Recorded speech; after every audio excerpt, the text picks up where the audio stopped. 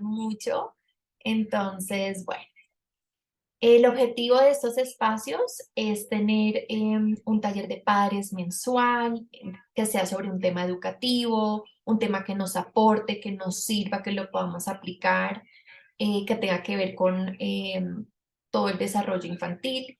Y en esta oportunidad tengo el placer de presentarles a Mariana Gloria. Mariana es psicóloga egresada de la Universidad del Norte en Barranquilla y adicional realizó su maestría en neuropsicología en la Universidad de Salamanca. Yo tuve la oportunidad de trabajar con Mariana en el Colegio Nueva Granada. Ella es una excelente profesional y se especializa en todo lo que es neuropsicología. Particularmente hoy vamos a estar hablando de las diferentes etapas de desarrollo en los niños, ¿sí? A veces cuando uno dice, mi niño tiene algo, tiene un déficit de atención, ¿qué pasa? Eh, Uno se angustia mucho y de pronto es que simplemente es algo esperado para la edad. Entonces, la idea de hoy es conocer todas digamos, criterios em, que son esperados en la edad, ¿sí? Y que nos pueden dar información muy valiosa para decir, acá de pronto hay algo importante que necesito revisar con mi chiquito porque veo que está un poquito en otra etapa del desarrollo o está inmaduro para eso. Y nos puede servir mucho para hacer ayudas, puede ser una ayuda o ya tener un diagnóstico profesional y hacer una evaluación. Entonces, la idea es que hoy aprovechemos mucho a Mariana, le hagamos preguntas.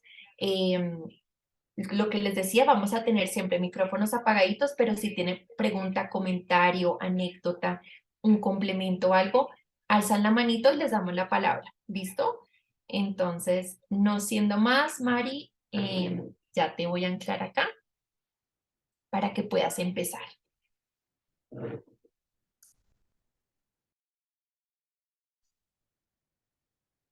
Hola a todos, familia Rainbow, qué felicidad de estar otra vez con ustedes. Llevamos varios mesecitos sin vernos.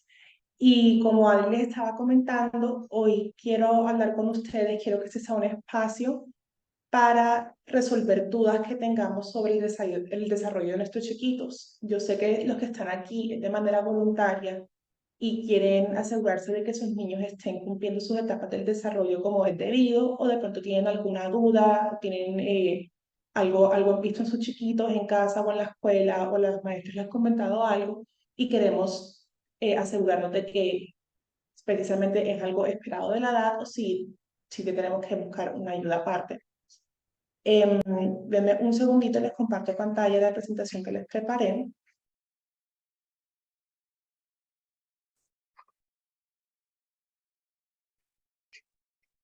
Ahí pueden ver. Sí, sí se ve. Perfecto, Mari. Listo. También si tienen alguna pregunta la pueden ir escribiendo en los comentarios y Adri me vas avisando porque con la pantalla compartida no me deja ver el chat. Listo, de una. Bueno, antes de comenzar con cuáles son esas señales de alerta que nosotros estamos buscando en los niños, quiero repasar lo que significa la primera infancia y por qué es tan importante, que es la labor que ustedes están haciendo con sus chiquitos ahora mismo, que es el preescolar y en algunos casos los primeros años de primaria.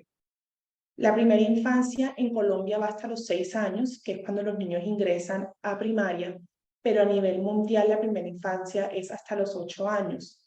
¿Por qué? Porque el cerebro del niño, pues el cerebro del humano se termina de desarrollar a los 25 años, pero desde que nace hasta los 8 años es cuando más conexiones neuronales se crean. Entonces es el momento en el que los niños tienen que adquirir todas las habilidades que van a necesitar para su vida futura, tanto académico como social, como cognitivo, como conductual. Entonces, por eso le hacemos tanto énfasis en que los niños reciban estimulación tanto cognitiva como socioemocional, como motora, como del lenguaje, para que puedan ir desarrollando todas estas habilidades. Hay estudios que se han realizado a nivel mundial que dicen que los niños que reciben educación preescolar tienen una mayor probabilidad de alcanzar el éxito escolar y socioemocional.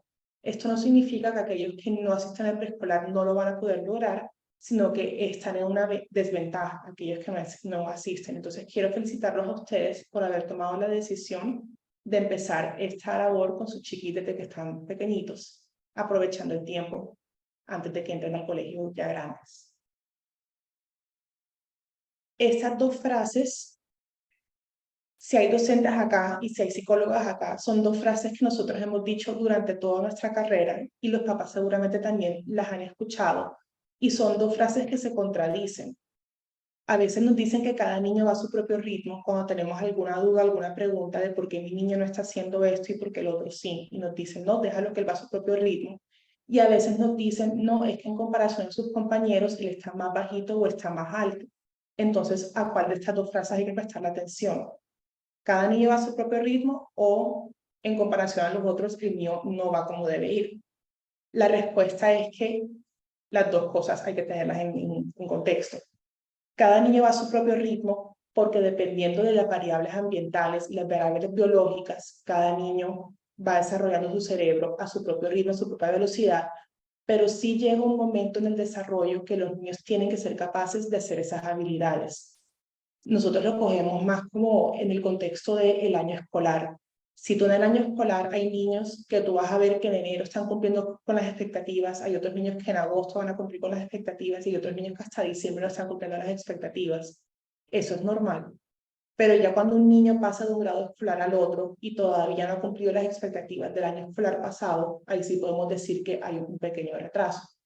Entonces, sí es verdad que cada niño va desarrollando las habilidades conforme a las variables ambientales y biológicas que se le han otorgado, pero también hay unos ciertos hitos que tienen que ir cumpliendo según los años escolares y según la edad cronológica en la que se encuentran. Antes de seguir hablándoles sobre cuáles son esos hitos y qué pasa cuando los niños no los cumplen, quiero hablarles sobre el tabú que hay alrededor de la palabra diagnóstico, que me pasó a mí cuando yo estaba chiquita y veía a mis compañeros en el colegio. Mis compañeros que recibían diagnósticos eran niños que los sacaban del salón o que no recibían acomodaciones, que eran niños que los dejaban a un lado porque los profesores simplemente no sabían qué hacer. Pero hoy más y más colegios están realizando acomodaciones para que estos niños puedan triunfar en el ámbito académico. Entonces no quiero que le tengamos miedo a la palabra diagnóstico, no quiero que le tengamos miedo a que mi niño es diferente o mi niño no alcanza o mi niño no llegó al punto donde tenía que llegar, porque hoy los colegios están diseñados para que todos alcancen el éxito académico. Y es un trabajo en equipo. Necesitamos el apoyo en la casa de los papás, necesitamos el apoyo de los profesionales que trabajan con el niño, necesitamos el apoyo académico. Es toda una trifecta. También les quería comentar que cuando un niño tiene un diagnóstico, eso no es una camisa de fuerza. Eso no es que mi niño tiene X o Y diagnóstico, eso significa que el resto de la vida va a pasar tal cosa. O a mi niño lo diagnosticaron con algo y de pronto en 2 o 3 años resulta que no era eso, sino era otra cosa. También puede pasar. Lo del diagnóstico diferencial se lo quería comentar porque hay muchos papás y muchas mamás que asisten a consulta preguntando que por qué el niño no ha alcanzado cierta habilidad o porque el niño va atrasado en el colegio y no se les hace un diagnóstico en el momento, es porque los niños no adquieren las habilidades académicas sino hasta la edad que deberían estar en el colegio. Nosotros tenemos preescolar, etapa preescolar que es hasta los 6 años y entramos al colegio a los 7 años. Y si tenemos en cuenta la pandemia, podemos decir que los niños están adquiriendo esas habilidades escolares sino hasta los 8 años.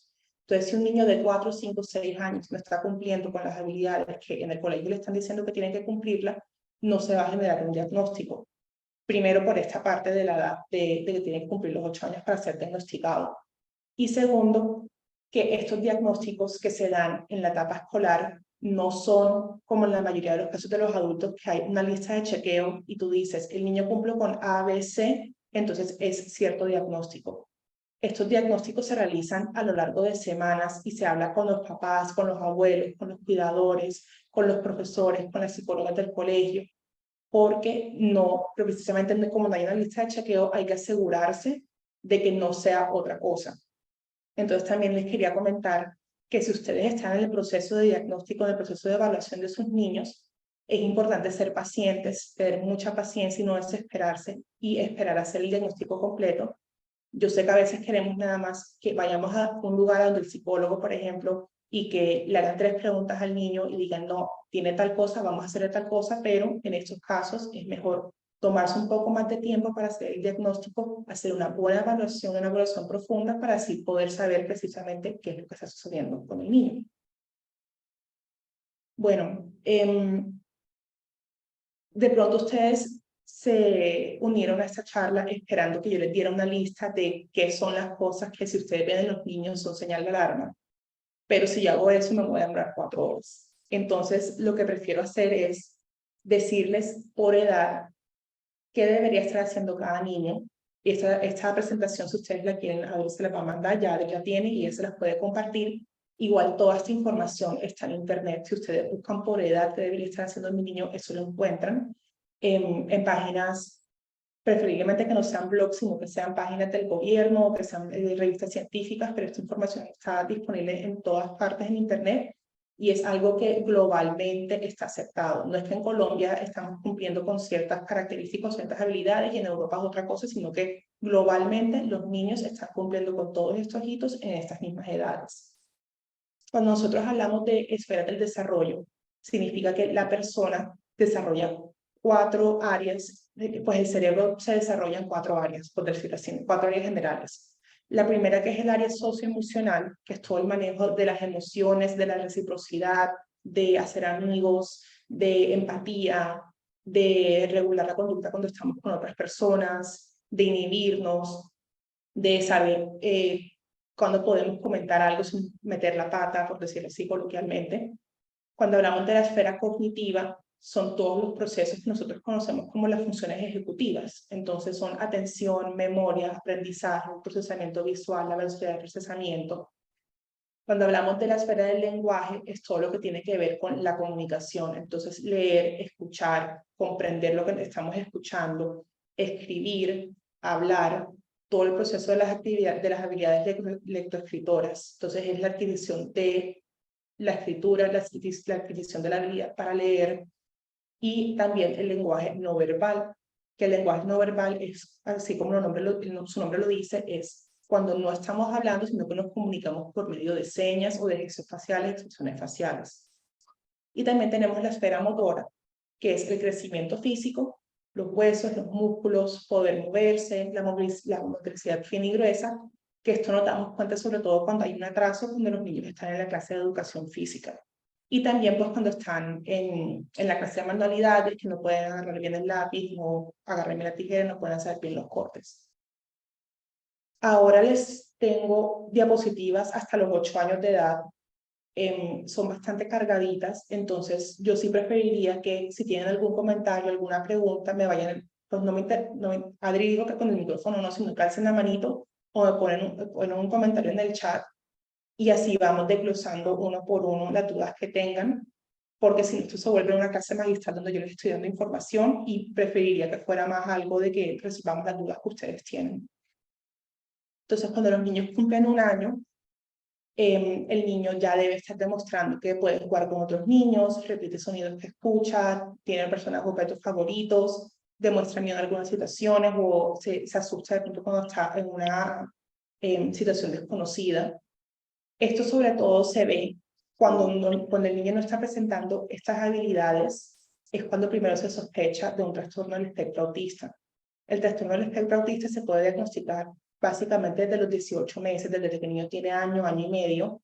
Por lo general se diagnostica un poco más tarde, cuando son, por decirlo, son autismos funcionales. Cuando no son tan funcionales, entonces estas fallas en las habilidades se empiezan a ver desde que son más chiquitos.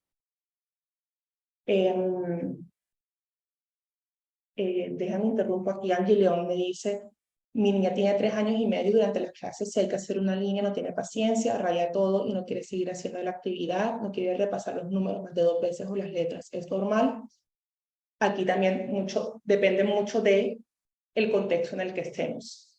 Puede que la niña, cuando llegamos a los 3 años, vamos a ver exactamente qué tienen que estar haciendo los niños de 3 años, pero también depende de quién está dando la clase, si está sentado al lado de pronto un compañero que no le cae bien, si la silla es incómoda, si a esa hora tiene hambre, si a esa hora tiene sueño, si usualmente a esa hora está haciendo otra actividad. Entonces, También hay que tener presente que hay muchas variables que afectan el desempeño del niño en el colegio y no siempre es algo patológico, no siempre es un trastorno. Entonces, cuando uno va a la entrevista con el psicólogo, con el neuropsicólogo, le hacemos unas preguntas para saber exactamente qué es lo que está pasando. Angie, si quieres, pues esta información es poquita, entonces si quieres, cuando finalicemos la charla, te quedas un ratico más y me cuentas un poquito más y te puedo orientar para ver qué hacemos. ¿Listo?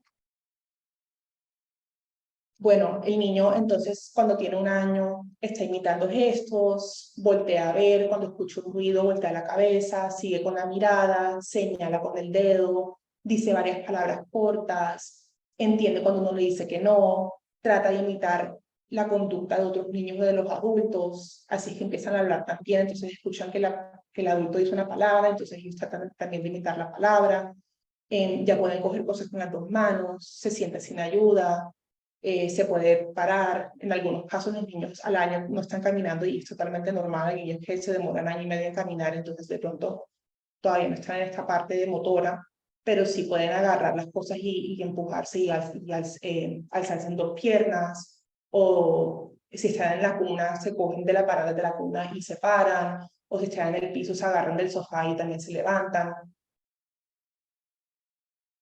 Ya cuando cumplen 2 años, para llamar la atención de los demás, estos niños empiezan a compartir sus juguetes. Entonces, este es mi juguete favorito y yo quiero compartirlo contigo, yo quiero que tú juegues conmigo, o no sé, cojo el mouse del computador y voy a pretender que es un sombrero, entonces me lo pongo en la cabeza, o si llega mi tío, mi primo o alguien que me cae muy bien, una de mis personas favoritas, me emociono cuando veo que llega. Esto también es algo que en los niños con autismo es común que no suceda, que no volteen a ver cuando alguien llega o que no se emocionen, que no compartan ese objeto favorito, ese objeto preferido, o que no jueguen a fingir. Lo de la jugada a fingir es muy característico de los niños con autismo. A nivel cognitivo, entonces uno empieza a jugar con ellos y les empieza a mostrar objetos y ellos dicen los nombres, entonces les muestra el celular, les señalas el carro y dicen que este es el carro. Rimas y canciones del jardín, entonces también se las empiezan a aprender, las tararean un poquito, de pronto no se las saben de memoria, pero sí más o menos saben por dónde va la canción. Al nivel del lenguaje, entonces van hablando un poquito más, señalan para demostrar interés, cogen el lápiz e imitan cuando la mamá o el papá está escribiendo, entonces hacen garabatos, se saben las partes del cuerpo, repite las frases que escucha. Esos son los terribles dos, que comúnmente se conocen como los terribles dos, porque entonces empiezan a imitar todo lo que los adultos hacen, que hay que estar detrás de ellos todo el tiempo. Ya a los 2 años están caminando sin ayuda, se suben a todas partes, se caen, se golpean, desarman la casa, crean objetos, tiran el jarrón de la sala, se suben a todas partes, ya empiezan a patear la pelota, entonces de pronto les rompieron el jarrón de la sala, o sea, literal los terribles dos. A los 3 años vamos también avanzando igual en la esfera social, entonces imita sus amigos y los adultos, demuestra afecto hacia sus amigos, aquí empieza a mostrar empatía, si ve que alguien está llorando, puede preguntar por qué está llorando, o de pronto ven que alguien está llorando y ellos también empiezan a llorar. También esto es típico en las personas con autismo, no entender las emociones de los demás o no saber leer las expresiones faciales de los demás para ver qué están sintiendo. Una vez se dice que los niños están muy chiquitos para entender las expresiones faciales, pero las expresiones faciales de las emociones básicas son universales. Eso en todo el mundo, una sonrisa es sinónimo de felicidad, llanto es sinónimo de tristeza, las cejas así en forma de B es sinónimo de rabia. Entonces ellos ya empiezan a reconocer esas expresiones faciales y a relacionarlas con las emociones. También los niños con autismo tienen dificultades, así como dije que tienen dificultades para reconocer las emociones de los demás, también tienen dificultades para expresar sus propias emociones, tanto verbalmente como a nivel del gesto facial. Entonces, ellos hablan o te dicen algo y tú ni por el tono de lo que dijo, ni por el volumen de lo que dijo, ni por la expresión facial, puedes determinar si la persona está triste o está alegre o está rabioso o está frustrado. Entonces, aquí cuando se empiezan a ver esas dificultades. A nivel cognitivo, un niño de 3 años ya debería poder armar un rompecabezas de 3, 4 piezas. Pues al principio pueden ser 4 piezas, pero a medida de que ya va cogiendo más confianza con la habilidad, se le pueden empezar a poner rompecabezas de más piezas, construir torres, poner cosas una encima de la otra sin que se le caiga, poder calcular que la ficha más grande va en la parte de abajo y la ficha más pequeña va en la parte de arriba para que tenga un balance, abrir frascos y abrir puertas. En muchas ocasiones, cuando yo digo esto de abrir frascos y abrir puertas, me comentan que eso es algo motor y no cognitivo, pero cuando el niño abre la puerta y abre el frasco, lo que quiere es acceder a otra cosa. Entonces, si el niño sabe que abriendo la puerta puede llegar al baño, o abriendo la puerta puede entrar a los cuartos de los papás, o abriendo el frasco puede abrir la Nutella y comerse la Nutella, eso ya es más a nivel cognitivo. Entonces, saber que esas acciones le pueden llevar a una recompensa es lo que los niños deberían estar haciendo ya a los 3 años. Entonces, en el nivel de lenguaje, aquí todavía no estamos escribiendo y tampoco estamos leyendo. Yo sé que hay muchos papás que empiezan a enseñar a leer a los niños con el libro de Tío Nacho, o así como libros que son de mamá, papá, que son sílabas cortas o palabras cortas, pero el niño a esta edad, lo normal es que todavía no esté desarrollando esa habilidad. Entonces se lo van a memorizar, pero no van a entender todavía el concepto de grafema-fonema, de que esta letra en esta forma, esta letra y suena así, y si yo la junto con la otra, pues me va a dar cierta palabra o cierta sílaba. También entonces a los 3 años empezamos a diferenciar entre qué es lo mío, qué es lo tuyo, qué es lo de nosotros. Y también se mantienen conversaciones cortas. Ya los niños a esta edad ya están entrando al jardín, y pues aquí los que hemos trabajado en un jardín nos damos cuenta de lo comunicativo que se empiezan a hacer los niños ya a los 3 años. Y pues a nivel motor, ya pedalean, ya pueden montar bicicleta, montan triciclo, ya no suben las escaleras de 2 en 2, o sea, no ponen los 2 pies en el mismo escalón al mismo tiempo, sino que van poniendo un pie en un escalón y el otro pie en el siguiente escalón. Ya empiezan a correr, a trepar con facilidad, ya son menos como les digo yo, que son menos pingüinitos, y ya empiezan a ser como personas chiquitas.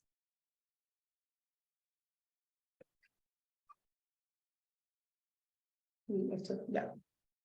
A los 4 años, entonces empezamos a ver que los niños son más creativos, juegan a imitar a la familia, prefieren jugar con otros niños. Entonces tú lo ves en el parque que se acercan a los otros niños.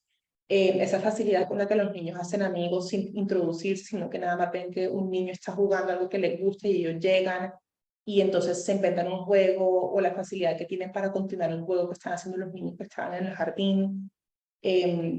A los 4 años entonces empiezan a entender un poquito más sobre lo que es la realidad, pero también siguen con la idea de la fantasía. Entonces, es común escuchar que hacen los juegos y las historias que se inventan y las teorías que tienen, las ideas que tienen, también tienen un toque de ficción, porque todavía estamos aprendiendo a diferenciar entre qué es la realidad y qué es la magia, la ficción. A nivel cognitivo, entonces ya en el jardín empezamos a perdernos cuáles son los números, cuáles son los colores, entender el concepto de contar algo. Hasta edad estamos contando hasta el número 5, pero entonces nos empezamos a aprender los números en orden, del 1 al 20, del 1 al 100, sin entender exactamente qué significa 87. Pero si le preguntamos el número, es importante que el niño ya vaya aprendiendo cuál es el orden de los números. También, entonces, imaginar que si le estamos contando una historia al niño, antes de pasar la página siguiente, le preguntamos qué crees que va a pasar. Y esa habilidad del niño que tiene de imaginarse, de pensar, de inventarse qué es lo que va a pasar en la siguiente página, ya a los 4 años deberíamos verlo presente. Y también el concepto de igual y diferente, ya está a los 4 años, el niño debería poder diferenciar entre las 2 palabras, utilizarlas y entenderlas. Entonces, en el lenguaje, ya estamos más o menos en el nivel de los 3, sabe la diferencia entre él, ella, yo y tú, que a los 3 años se ve bastante, que dice el niña, o para referirse a una niña dicen él, para referirse a un niño dicen ella. Se saben las canciones del jardín de memoria, ya no es tarareado, sino que ya se saben las palabras concretas de las canciones. Cuentan historias, puede ser, replican las historias que les cuentan en el hogar, o el libro que le leyeron en el jardín, o de alguna serie de televisión que vieron, entonces repiten lo que vieron en alguna parte, o simplemente se inventan una historia y ya dicen su nombre completo. Entonces tú les preguntas cómo se llaman y te dicen los 2 nombres, los 50 apellidos, de los papás, de la mamá, de todo el mundo. A nivel motor, entonces ya empiezan a usar las tijeras, No estamos cortando en línea recta todavía, estamos teniendo todavía un poquito de dificultad haciendo el corte, pero ya podemos hacer el agarre en pinza para poder hacer el movimiento de la tijera. Podemos también verter líquidos en otros recipientes, entonces tengo un vaso de agua, vamos a pasarlo para el otro lado, o estamos sirviendo una planta, entonces tengo mi jarrita de agua y vamos a echarle agua a una plantica. Entonces en la clase de educación física también empezamos a ver que les dan pelotas, entonces el ejercicio es que tienen la pelota al piso y cuando la pelota repica, entonces agarran el aire. A los 5 años ya vemos que somos unos seres más sociales y en esta edad vemos mucho que los niños empiezan a cambiar un poquito su personalidad para agradar a los amigos. Entonces hasta los 4 años estamos viendo al niño tal como es.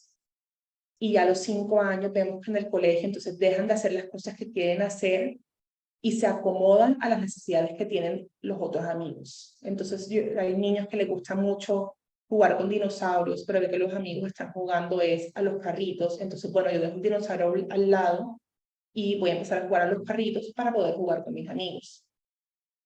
Esto también es muy común en los niños con autismo, que entonces no les interesa o tienen dificultad para hacer amigos porque no pueden dejar a un lado lo que a ellos les gusta e integrarse en el juego que están haciendo los demás, sino que tiene que ser siempre lo que ellos quieran, lo que a ellos les gusta, porque no entienden el concepto de que, ok, para que a mí me acepten en el juego, tengo que dejar a un lado lo que yo estoy haciendo y jugar con las mismas reglas de ellos. Los niños con autismo son más de vamos a jugar con mis propias reglas. A los 5 años, entonces ya tenemos la capacidad de que si vamos a un banco, acompañamos a mamá o papá a un banco y nos dicen tenemos que estar, no podemos correr en el banco, entonces ya a los 5 años debemos tener la capacidad de entender de que las reglas del banco son que no puedo correr, entonces no puedo correr o no puedo gritar o pues en cualquier ámbito en el que se encuentren ya entender que las reglas de cada lugar son diferentes. Al nivel cognitivo, entonces ya estamos contando más, a los 4 años estamos contando objetos hasta los 5 años, hasta el número 5, perdón, a los 5 años ya estamos contando objetos hasta 10, los niños que son un poquito alticos, entonces pueden llegar hasta contar objetos hasta el número 20. Les hago aquí la aclaración de que no se tomen esto literal. Si el niño tiene 5 años y todavía no está contando hasta 10, no pasa nada, precisamente por lo que les comentaba al principio de la pandemia. La pandemia nos atrasó muchísimo y nosotros a nivel educativo estamos contando con que las cosas se están atrasando un año, que es el año en el que los niños estuvieron en clase virtual y que el año pasado prácticamente los niños dieron 2 años en uno. Entonces estamos un poquito atrasados con lo que se dice que es normalmente y probablemente en 2, 3 años estas fichas que yo les estoy mostrando van a cambiar porque van a hacer investigaciones y van a decir si efectivamente todo está atrasado un añito. Pero esto es para que se hagan más o menos una idea de dónde deberían estar los niños y estén tranquilos de que su niño sí va a llegar a ese lugar o si definitivamente creen que hay que hacerles una evaluación porque algo está pasando. Entonces a los 5 años ya estamos escribiendo las letras y los números, no necesariamente estamos leyendo, no necesariamente sabemos los sonidos de las letras, no necesariamente no sabemos las letras, pero si estamos repasando o si nos ponen una letra en la pantalla, nosotros podemos copiar la letra, podemos mantener la atención por más de 10 minutos. Cuando estamos más chiquitos, entonces a los niños hay que estarle constantemente cambiando las actividades para que se mantengan alertas, pero entonces aquí adquirimos un poquito más de capacidad atencional. A nivel de lenguaje ya estamos hablando de forma más clara, estamos utilizando oraciones completas, usamos verbos en el pasado y en el futuro, ya entendemos el concepto de ayer, de mañana, de yo fui, de yo quería o yo me comí o me voy a comer, hacemos esas distinciones, también ya se sabe la dirección, entendemos entonces que el colegio está aquí y la casa está en otra parte y el parque está en otra parte. A nivel motor, entonces ya puede montar el columpio por cuenta propia, puede pararse en un pie, puede mantener el balance, ya puede ir al baño él solo, que hasta después cuando ya están entrando a primaria y en primaria, entonces ya no los ayudan para ir al baño. Yo diría que los niños a partir de los 4 años o 3 años ya empiezan a aprender a ir al baño solos, pero cuando se espera que ya definitivamente sin ayuda pueden ir al baño es a partir de los 5 años. Dame un segundito. Entonces Angie me pregunta Mi chiqui de 5 años se mantiene atento por 5 minutos en su clase, excepto que sea un video y debo estarle diciendo que preste atención. Es muy juicioso en sus actividades y se esfuerza en ellas.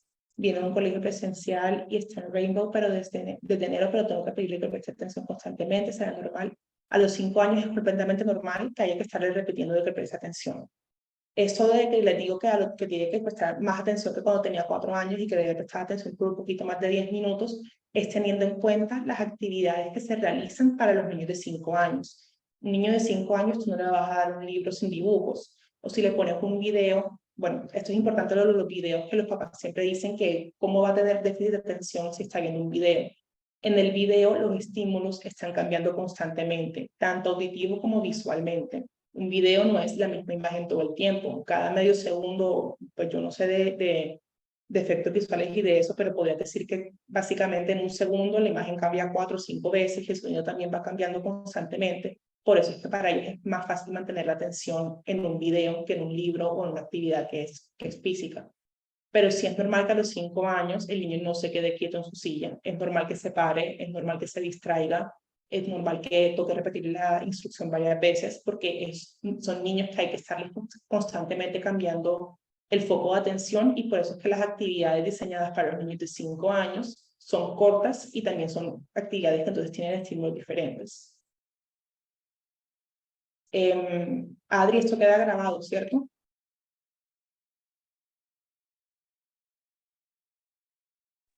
Yo creo que Hola se está Mari, sí, grabando. tranquila que se está grabando, no te preocupes.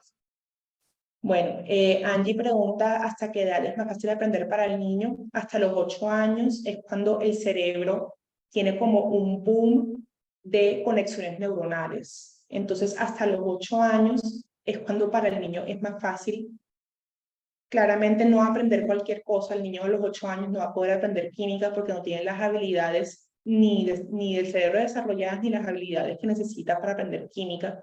Pero también es por eso que nosotros decimos que es más fácil enseñarle idiomas a los niños porque la velocidad con la que se desarrollan las conexiones neuronales hasta los 8 años es mucho más rápida que a partir de los 8 años. Entonces, cualquier cosa nueva que tú le enseñas a los niños hasta los 8 años lo va a aprender con mucha más facilidad que si se lo enseñas después de los 8 años.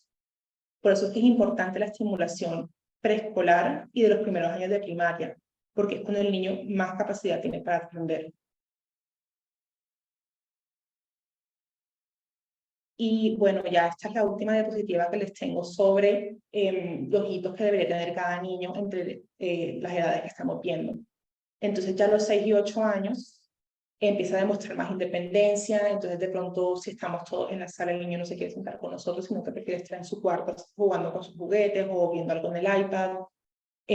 Piensan sobre el futuro. Tú ya a los 6, 7, 8 años cuando le preguntas a un niño qué quiere ser cuando sea grande o a dónde quieres ir en el entrante de vacaciones o qué te ves haciendo dentro de 2 años, ya ellos entienden el concepto de futuro, entienden que van a ser más grandes, entienden que van a tener acceso a más cosas y empiezan a compararse con los adultos que tienen y entonces ya empiezan a hacer planes a futuro.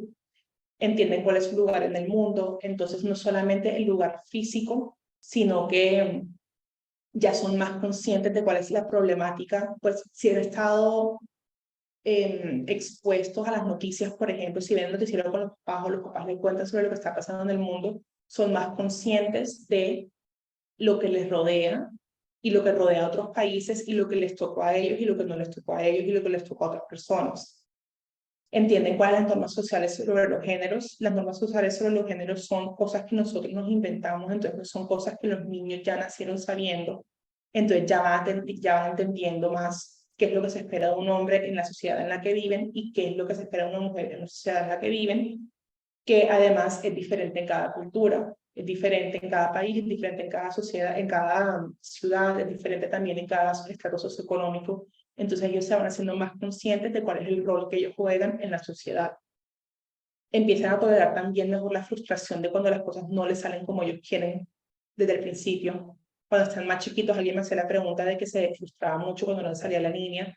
Es común que antes de los 6, 7, 8 años, cuando a los niños no les salen bien las cosas, se frustren, pero ya a los 6, 7, 8 años deberían ir controlando un poquito más. No voy a decir que esa frustración se desaparece automáticamente cuando cumplen 6, 7, 8 años, pero sí se frustran menos, sí aprenden más a manejar esa rabia, esa frustración, esa ira que les da cuando las cosas no salen como ellos quieren que les salgan. Y también empiezan a preocuparse por su apariencia física. Entonces ya empiezan a ver que entonces ellos escogen su ropa y entonces preguntan que si esto pega con lo otro, se miran en el espejo, se peinan, piden que les hagan tal peinado, entonces ven que la mamá se maquilla y ellos también se quieren maquillar. También entonces ahora en la época de TikTok y de Instagram y las selfies, entonces ellas aprenden los niños aprenden, porque no solo las niñas, sino los niños también, cuál es el ángulo para tomarse la foto, y entonces esta foto me gustó, esa foto no me gustó, o estoy despeinada, tomo otra foto. Ya empiezan a entender más esa importancia de tener una buena apariencia física, personal, estar bien vestidos, estar bien presentados. A nivel cognitivo, empiezan a entender el concepto de dinero. Ya a los 6, 7, 8 años, entonces ya estamos aprendiendo más o menos a sumar. Sabemos que si tenemos 20.000 pesos y compramos algo de 10.000 pesos, entonces me van a dar vuelto, o 20.000 pesos más que 15.000 pesos, entonces sí me alcanza para comprar algo que tiene 15.000 pesos. Y esto también se los empiezan a enseñar en el colegio, con números pequeños, pero ya empiezan a entender cómo funciona la plata. A los 6, 7, 8 años, entonces los niños también están siguiendo instrucciones complejas. De pronto se han dado cuenta que cuando los niños están pequeños hay que decir las cosas una por una. Entonces, primero lávate los dientes, después báñate, después vístete. En cambio, cuando ya están grandes, que uno les dice, ve y arréglate, ya a los 8 años, al irte para el colegio, incluye ya todas las instrucciones. Lávate los dientes, báñate, ponte el uniforme, cepíllate el pelo, desayuna. Ya no hay que decir las cosas uno por uno, sino que uno le puede decir una instrucción más compleja o varias instrucciones, varios pasos de instrucciones, y ellos son capaces de seguirlos sin que se les tenga que recordar. Esto de las instrucciones y de seguir instrucciones complejas de más de 3 pasos en los niños que tienen déficit de atención es de las primeras cosas que se presentan o que se dan cuenta en el colegio o en la casa que lo están pasando. Cuando el niño tiene 4, 5, 6 años y hay que estar encima de ellos para que hagan las cosas porque se les olvidan las instrucciones, está bien. Pero ya cuando tienen 7, 8 años y hay que seguir detrás de ellos una por una las instrucciones, repitiendo las instrucciones una y otra vez, es de las principales quejas que los papás y los profesores tienen cuando se va a evaluación neuropsicológica por un posible caso de déficit de atención.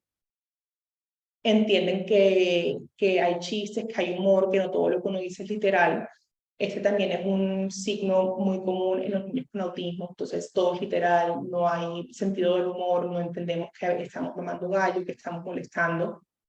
Entienden ya el concepto numérico. Antes les había dicho que los niños empiezan a aprenderse los números en orden, pero sin entender qué significa ese orden. Ya a los 6, 7, 8 años no sabemos todos los números en orden, preferiblemente hasta el 100, y entendemos que si un número está después de otro es porque ese número es más grande.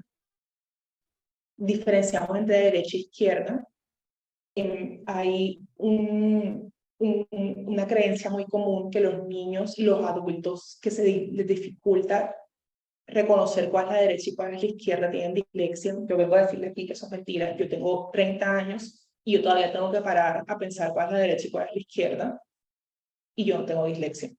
Es muy común que uno se demore todavía un poquito de tiempo en entender cuál es la derecha y cuál es la izquierda, y que el niño se tenga que repetir 30 veces durante el día que la derecha es esta y que la izquierda es esta, y se les escribe en la mano. O si el niño es diestro, entonces les dicen, Alejandro, acuérdate que tú escribes con la derecha, entonces esa es la derecha, y el día siguiente se lo olvida y otra vez hay que explicarle. Eso es común, pero entonces ya van empezando a diferenciar. Si se demora un poquito, no necesariamente es que el niño tiene dislexia. Y también entonces a los 8 años ya el niño debería leer el reloj de palito, no el digital, sino el análogo. Los niños que tienen dificultades para aprender a leer el reloj pueden tener discalculia, que es una dificultad en las operaciones matemáticas. Con nosotros hablamos de dislexia, el más común es dislexia, pero dislexia hoy en día es parte de los trastornos específicos del aprendizaje, y los trastornos específicos del aprendizaje son 3. Son discalculia, son dislexia, que es dificultad para leer, disgrafía, que es dificultad en la parte escrita, y discalculia, que es la dificultad en el entendimiento de los conceptos matemáticos. Entonces, estos niños que se les dificulta leer el reloj análogo, o que se les dificulta entender el concepto numérico de que este número es más grande que el otro, o que si yo estoy en 53 y le agrego 10, llego a 63. Si a los 8 años todavía estamos teniendo dificultades para entender esos conceptos, se podría diagnosticar o se podría pensar que hay un posible caso de discalculia, que es un trastorno específico del aprendizaje. A nivel del lenguaje, ya estamos leyendo de manera fluida. Claramente estamos leyendo un libro de nuestra propia edad, pero ya las palabras las leemos automáticamente. No estamos desglosando sílaba por sílaba o fonema por fonema, sino que ya reconocemos las palabras y las estamos leyendo de manera más fluida. Entendemos que es una coma, entendemos que es un punto, cuando comienza una oración, cuando termina una oración. Estamos leyendo mejor de lo que escribimos. Esto, la escritura se va a demorar bastante, porque entonces también para la escritura nos tenemos que aprender cuáles son las reglas de ortografía, de gramática, la semántica, todo esto. Entonces, el nivel de lectura siempre va a ser un poquito más alto o bastante más alto que el de escritura. Y esto no significa que estemos atrasados en el desarrollo. Esto no significa que, mira, que mi hijo está leyendo, él tiene 8 años y está leyendo libros para niños de 10 años, pero todavía no escribe bien, o se come las letras, o voltea las letras. No significa que hay un retraso todavía. La escritura espejo, que es confundir las letras B, D, P, G, o no confundirlas, sino que cuando escriben cualquier letra o cualquier número también voltean el número y que parece como si estuvieran escribiendo en un espejo. Eso tampoco significa que el niño tenga dislexia, que también es otra queja muy común que tengo con docentes y con papás que dicen que no, que es que mi niño está escribiendo todo al revés y entonces esto es dislexia. Cuando tú vas a hacer el diagnóstico de dislexia, hay pues un cierto número de características que el niño tiene que cumplir y la escritura espejo no está dentro de esas características. Hay niños con dislexia que nunca escriben en espejo, que nunca voltean las letras, y hay niños que voltean las letras que no cumplen con las otras características de dislexia. Entonces, no necesariamente voltear las letras y los números es algo malo. Hasta los 10 años un niño puede estar volteando las letras y los números. Entonces, si en su casa ven que los niños están volteando las letras y los números y todavía no han cumplido los años, les seguimos haciendo ejercicios hasta que se aprendan que las letras van mirando para un lado y no para el otro, que es normal, es parte del desarrollo.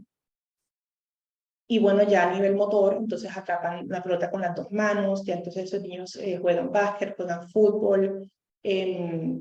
Aquí, mira, aquí me confundí yo y en vez de pies puse 10, tengo 30 años, entonces todavía estamos bien. Montan bicicleta, saltan la cuerda, pueden caminar en una barra de equilibrio sin caerse. Entonces ya son un poquito menos trastes, como dirían así popularmente.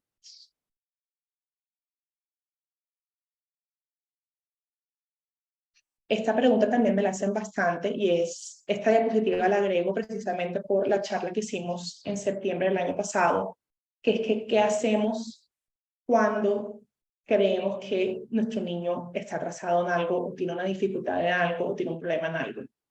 Todas esas personas son profesionales.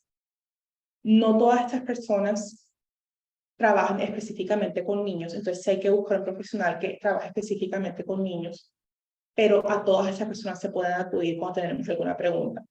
La primera persona, por lo general, que se da cuenta que hay un retraso en el desarrollo o en la adquisición de habilidades académicas del niño es el docente o el maestro en la escuela.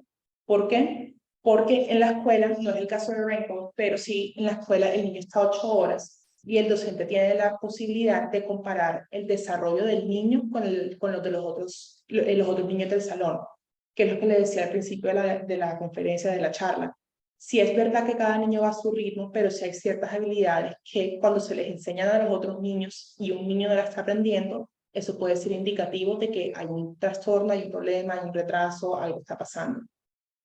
También se enteran entonces los psicólogos escolares, entonces los docentes lo que hacen es que remiten al psicólogo del colegio con el problema que está teniendo el niño, y este problema también puede ser emocional. Hay niños que no tienen un trastorno del neurodesarrollo, que no tienen una dificultad de aprendizaje, que no están atrasados en lo que debería ser la adquisición de habilidades, sino que ya son temas emocionales, que algo pasa en casa, que algo pasa en el colegio, que no se lleva bien con los compañeros, con los docentes, o que papá y mamá se están separando, o que falleció mi abuelito. Entonces, esos golpes emocionales que reciben los niños también los afectan a nivel académico. Entonces también estas psicólogas escolares, que es como un primer filtro que hacen, y eso son las que recomiendan a quién se debería dirigir la familia. Si de pronto tenemos que ir al psicólogo para que el niño inicie un proceso de psicoterapia para ver si efectivamente es un tema emocional, o si son niños que tienen trastornos de aprendizaje también, como consecuencia, en la mayoría de los casos, son niños que tienen baja autoestima porque se comparan con sus compañeros y ven que no van al ritmo que deberían ir. Entonces son niños rebeldes, son niños que no quieren ir a la escuela, que no quieren seguir las instrucciones, que no quieren hacer las tareas, que les dicen que hagamos tal cosa y entonces no lo quieren hacer, como precisamente no lo pueden hacer porque no han adquirido la habilidad, entonces se empiezan a rebeldizar. Entonces estos psicólogos infantiles también trabajan toda esta parte emocional. El neuropsicólogo, que sería, en mi caso yo soy neuropsicóloga, el neuropsicólogo lo que hace es ver cómo el cerebro afecta la conducta de las personas. En el caso de los neuropsicólogos educativos, nosotros lo que hacemos es que vemos cómo cierta habilidad que no se ha desarrollado debidamente en el cerebro afecta lo que estamos viendo en la conducta del niño, sobre todo en el colegio. También los pediatras y los no sé por qué puse neuropediatras, sí, los pediatras y los neuropediatras, perdón, los pediatras y los neuropediatras también entonces se dan cuenta que hay una falla en el desarrollo del niño, que no está cumpliendo los hitos como son. Los psiquiatras infantiles, lo que es, por ejemplo, autismo y déficit de atención con hiperactividad, son diagnósticos que tienen mucha comorbilidad con también trastornos mentales o que tienen las mismas características de muchas enfermedades y muchos trastornos. Entonces es mejor que un psiquiatra que tiene mejor conocimiento de cómo funciona la mente de una persona haga el diagnóstico. Entonces en muchos casos trabajan de la mano el neuropsicólogo, el psicólogo infantil y el psiquiatra para hacer un diagnóstico complejo. Los terapeutas ocupacionales, en la parte que tienen los niños una dificultad motora, un trastorno motor o un retraso en la adquisición de las habilidades motoras, y las fonoaudiólogas, que son ya en la parte del habla y la expresión hablada pues, del niño. Esta presentación yo se la voy a mandar. Estos son algunos recursos electrónicos que ustedes pueden revisar, que a mí siempre me gusta compartir, sobre cuáles son esos hitos que el niño debería estar cumpliendo y en qué momento nosotros nos debemos alarmar o nos debemos preocupar o debemos buscar una segunda opinión para estar a tiempo, intervenir desde la primera infancia todos estos problemas o estos trastornos o estos atrasos que los niños están teniendo. Y también para poder saber si es parte también de lo que les decía desde la pandemia, que ustedes van a encontrar también que en muchas páginas están diciendo no se tomen esto literal, no tengan en cuenta que si a los 8 años no ha hecho esto porque ya no lo hizo, denle un poquito más de tiempo porque efectivamente toda la adquisición de estas habilidades está un poquito atrasada, por lo que los niños estuvieron año y medio, casi 2 años por fuera de la escuela. Bueno, listo, esa fue toda la presentación. No sé cómo salir de aquí. ¿Vamos a salir de aquí? Adri, no sé si puedo aprovechar estos últimos 5 minuticos para contestar preguntas. Mari, claro, sí. Listo. Bueno, aquí tengo 2 preguntas en el chat, pero si alguien más tiene alguna pregunta específica me puede hacer la manito. Elena me dice, tenemos 2 preguntas. Nuestra hija tiene 2 años y le cuesta socializar y jugar con niños que no conoce. Por otro lado, nuestra hija nos salta en 2 pies. Bueno, si la niña tiene 2 años y todavía no está saltando en 2 pies, completamente normal, no nos estresemos todavía por eso. Y si tiene 2 años, es lo que nosotros les decimos un bebé pandemia. Son niños que nacieron durante la pandemia, entonces su exposición a la parte social no ha sido lo que nosotros llamaríamos normal. Entonces también es normal que la niña de 2 años le cueste socializar. Eso también va mucho en parte con la personalidad. Hace poquito una mamá me dijo que cómo hacía para que su hija dejara de ser para que fuera más social y para que hiciera más amigas, que era una niña retraída. Y hay casos en los que esa simplemente es la personalidad del niño y uno no le puede cambiar la personalidad del niño. Y a veces nosotros quisiéramos que fueran más abiertos y que hicieran más amigos, pero esa es simplemente la personalidad que le tocó a la niña. Entonces, Elena, yo por esas 2 preguntas que tú tienes no me preocuparía, dejaría que pasaran unos minutos más para ver cómo se desarrolla la parte motora. Y de pronto ya cuando esté más grandecita y ya ingresa al colegio de primaria o de bachillerato, o cuando ya empieces como a hablar más con los amigos para ver cómo se desarrolla esa parte social.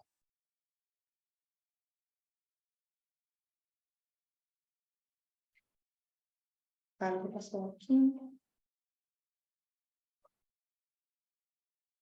Angie pregunta, ¿necesariamente solo en la escuela se desarrollan esas habilidades? Físicamente en la escuela no. O sea, no quiero que se queden con la idea de que como Rainbow es un colegio virtual, entonces estas habilidades no se van a diagnosticar, no. Cuando yo digo que las habilidades se desarrollan en la escuela, es que son habilidades académicas. Entonces, tanto en colegio físico como en colegio virtual, estas habilidades tienen que llegar a desarrollarse. Santiago pregunta cómo se diagnostica la discalculia.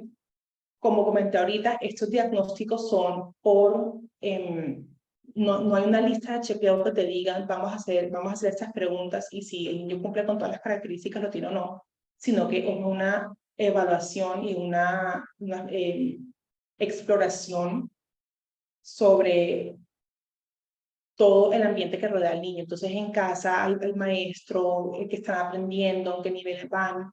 Hay varias pruebas que se pueden aplicar, pero al final del día es el criterio clínico del profesional que está haciendo el diagnóstico y la evaluación. O sea, no hay una prueba que tú puedas aplicarle al niño para saber si tiene o no discalculia, sino que ya es más el criterio clínico. Lina pregunta, mi hija tiene 18 meses, es muy activa, pero muy rebelde y un poco agresiva, es hija única, ¿algún tip para mejorar la situación? Lina, también si quieres te quedas al final de la charla un poquito más para hablar sobre eso. En el caso de los niños que son menores de 3 años, los hitos de desarrollo también están atrasados. Le pregunto ya que mi hijo no ha ido al jardín y tiene 3 años y creo que de acuerdo a lo que nos compartes, mi hijo va a su desarrollo normal.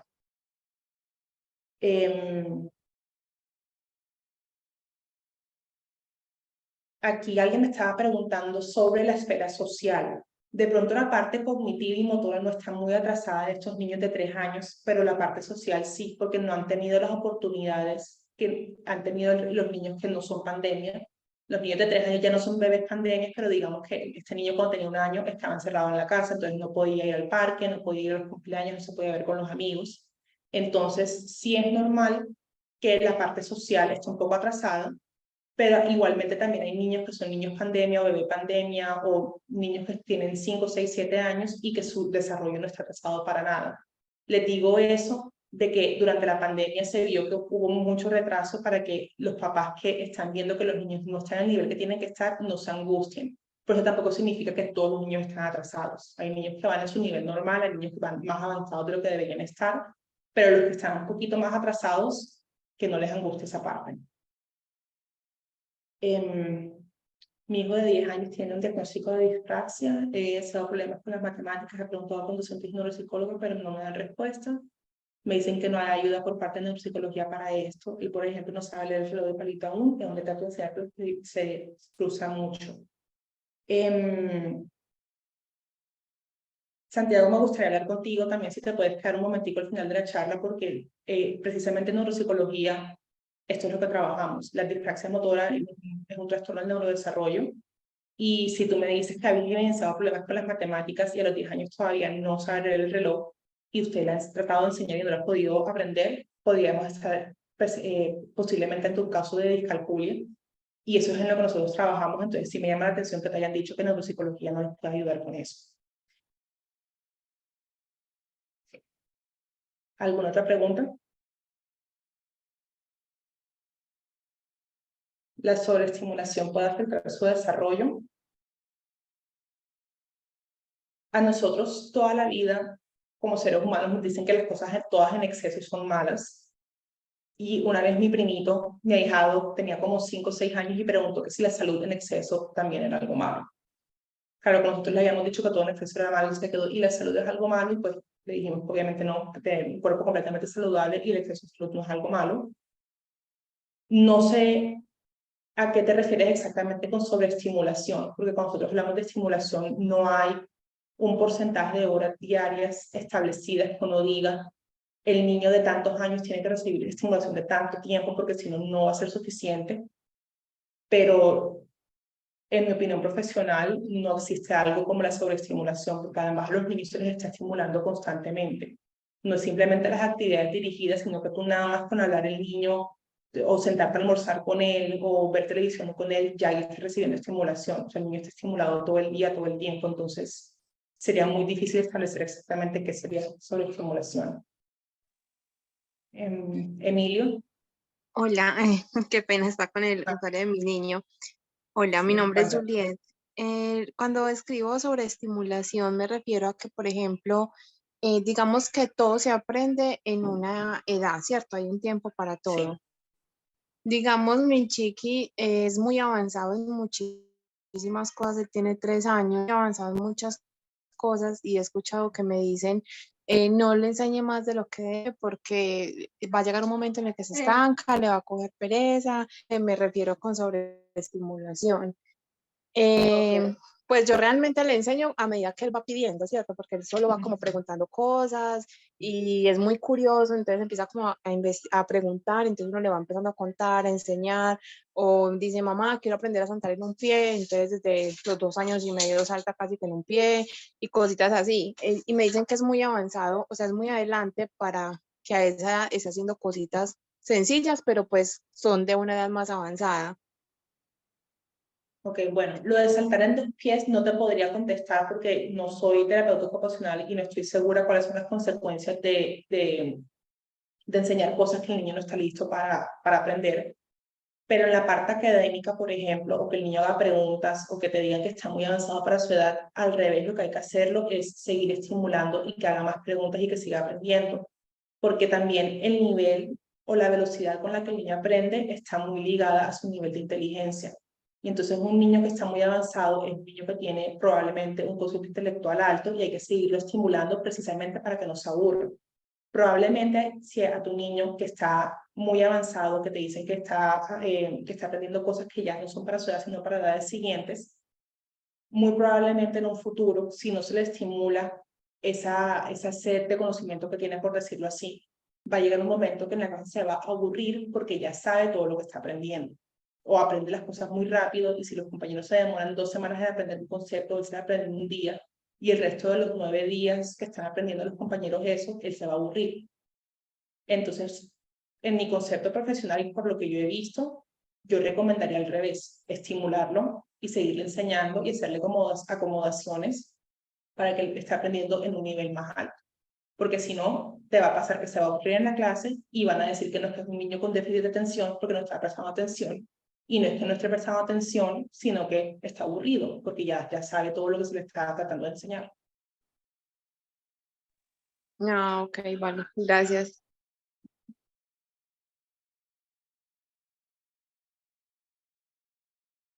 Adri, yo creo que ya no veo más preguntas. No, si quieres, hagamos una cosa, María, hablas con David. Em, Ahora, si quieres, puedes dejar tus datos de contacto para los que tienen de pronto alguna duda particular, cómo te pueden encontrar, no sé si WhatsApp o de pronto página web, y para los que tienen dudas particulares que te puedan encontrar.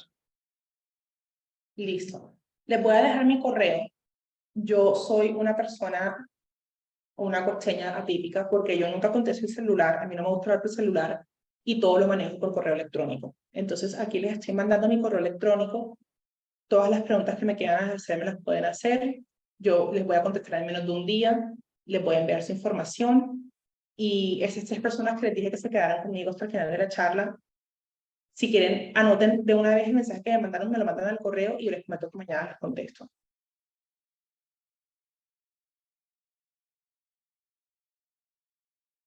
Bueno, no siendo más el motivo, muchas gracias a todos por unirse hoy a esta charla. Espero que les haya gustado, espero que hayan aprendido mucho y más que todo, espero que les haya generado dudas y preguntas y espero recibir bastantes correos para poder aclarar todas esas dudas que tenemos. Mari, muchísimas gracias. Qué rico haber aprendido tanto de ti, todas las preguntitas de los papás. Créanme que uno también aprende cuando otro papá hace una pregunta, uno también le sirve mucho. Entonces, muchas gracias. Anoten el correo de Mari. Ella también hace consultas, como les decía, ya para casos particulares. Yo sé que ella está en Barranquilla, pero digamos, si es también una consulta de papás o algo, pues también podemos manejarlo virtual, ¿verdad, Sí, Mari?